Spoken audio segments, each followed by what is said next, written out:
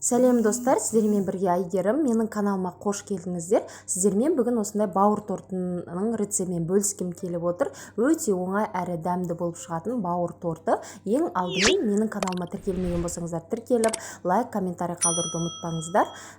Осылай қараңыздар, жұмсақ керемет болып шығатын бауырдан торт жасаймыз. Отбасыларыңызға да, балалар шағаңызға да ұнайтыны сөзсіз. Сол үшін менің рецептімен жасап көрсеңіздер болады. Ең алдымен бізге керекті заттар осындай бауыр, ұн, сүт, яғни 2 жұмыртқа, барлығының қанша керек ингредиенттерді мен осы видеоның астына описанияға қалдырып кетемін, сол жақтан қарасаңыздар болады. Осылай жақсылап блендермен езгілеп аласыздар. Блендер жоқ болса, мясорубкамен да езгілеп алсаңыздар болады. Осылай өткізіп, 2 жұмыртқамызды үстіне шағып, одан осы сүтімізді құйып, барлығын жақсылап араластыратын боламыз. Бір массаға келу керек. Соңында осы сұйық майымызды да қосып, ұнымызды жай-жайдан 2-ге бөле отыра осындай венчикпен араластыратын боламыз. Ешқандай түйірік болмау керек. Ұнымызды жақсылап араластырыңыздар. Түйіршік қалса, торттарыңыз жөнді шықпай қалатын болады. Жақсылап тұрып, осылай араластырамыз. Міне осындай сұйықтықта болу керек. Енді кішкене ғана бастапқы кезде осындай сұйық май қосып тапама енді осылай пісіріп аламыз. Бір ожауды құйдым. Бір ожаудың өзі маған жетті. Бетіне осындай кішкене ғана тесіктер пайда болған кезде дайын болады. Екінші бетіне ауыстыра берсеңіздер болады. Достар, менің каналыма міндетті түрде тіркелуді ұмытпаңыздар. Себебі менің каналымда осындай қолжетімді рецепттермен лайфхактарды, үйге қажетті лайфхактарды таба аласыздар. Қараңыздар, осындай болып шықты менің бауырларымның барлығы. Бауыр енді салмасын дайындаймыз. Мен осындай сәбізді теркадан өткіздім. Пиязды осылай кубиктап турадым. Қанша пияз, қанша сәбіз керек, мен жазып кеттім астына осы видеоның.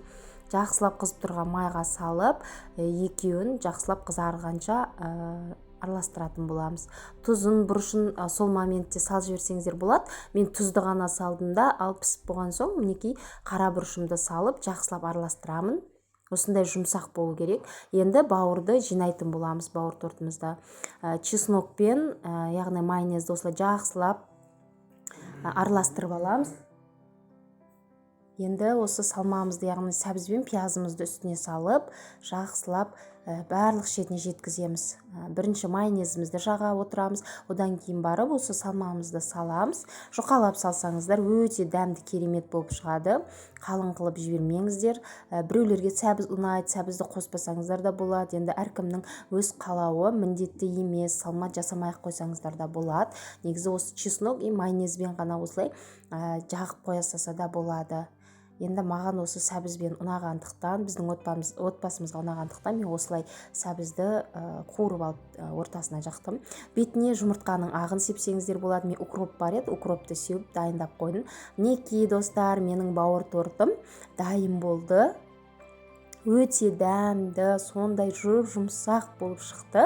Сіздерге де кеңес беремін. Осы дәл менің рецептіммен жасап көрсеңіздер, сіздердің бауыр торттарыңыз бір жасағаннан керемет сәтті шығатын болады.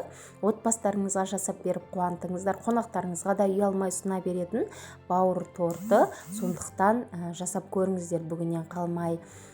Ал достар, видеоның соңына шейін көргендеріңізге барлықтарыңызға көп рахмет. Менің каналыма тіркеліп кетіңіздер, лайк, комментарий қалдырып кетсеңіздер жақсы болушы еді. Мен үшін ол маңызды.